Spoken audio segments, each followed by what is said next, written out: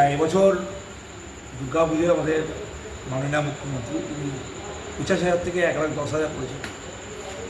তো খুব স্বাভাবিক আছে, মানে গদি বাঁচাতে তো এই উদ্যোগ না।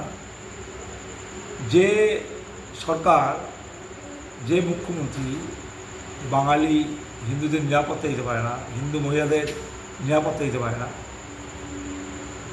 আমাদের বাংলার পশ্চিমবঙ্গের সমাজে যেসব মা দুর্গা তাদের নিরাপত্তা দিতে পারে না, তাদের সুরক্ষা দিতে পারে না, তাদের চরিত্র বাঁচাতে পারে না, সেই মুখ্যমন্ত্রী দুর্গা পুজোর জন্য টাকা বাড়াচ্ছে। মানে কি, যে স্ক্যান্ডেল তৈরি হয়েছে সারা পশ্চিমবঙ্গের বুকে, সরকারের বিরুদ্ধে যে জনমত তৈরি হয়েছে, সেখান থেকে গদি বাঁচাতে আজকে এই পরিকল্পনা।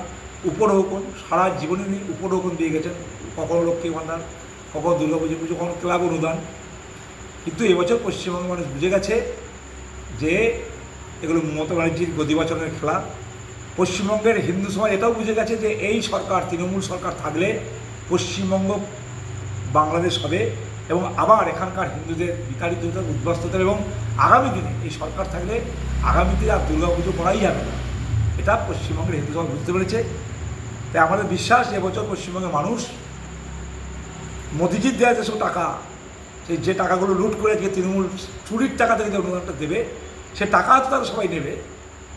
কিন্তু এবছরে 26শে বিধানসভা নির্বাচনে এই সরকারকে গদিচ্যুত করে আগামী দিনে দুর্গাপুজো করতে পারে পশ্চিমবঙ্গের মানুষ, আগামী দিনে যাতে পশ্চিমবাংলার দুর্গারা, সরস্বতীরা, লক্ষ্মীরা সুরক্ষিত থাকতে পারে, তার জন্য তৃণমূল সরকারকে পরাস্ত করে, হারিয়ে, বিসর্জন দিয়ে, 26শে নির্বাচনে তৃণমূলের বিসর্জন দিয়ে বিজেপি সরকারকে ক্ষমতা নেবে।